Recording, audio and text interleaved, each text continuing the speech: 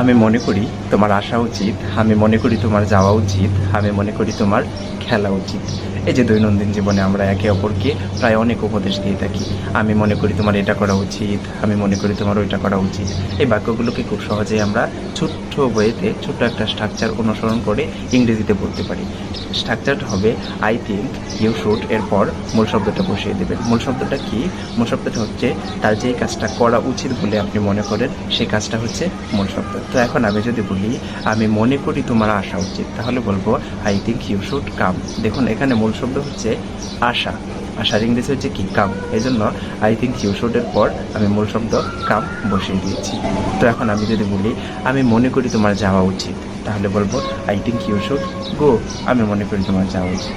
দেখুন I think you শুডের পর গো মূল শব্দটা বসিয়ে দিয়েছি। তো আপনারা চাইলেই কিন্তু এভাবে আই থিঙ্ক ইউ শুডের পর মূল শব্দটা বসিয়ে দিয়ে তার যে কাজটা করা উচিত সেই কাজটা বসিয়ে দিয়ে হাজার হাজার বাক্য তৈরি করতে পারবেন। তা আমি মনে করি তোমার যাওয়া উচিত, আমি মনে করি তোমার খাওয়া উচিত, আমি মনে করি তোমার ঘুমানো উচিত, আমি মনে করি তোমার দৌড়ানো উচিত। এই বাক্যগুলোকে চাইলেই কিন্তু খুব সহজেই এই স্ট্রাকচারটা অনুসরণ করে বলতে পারবেন।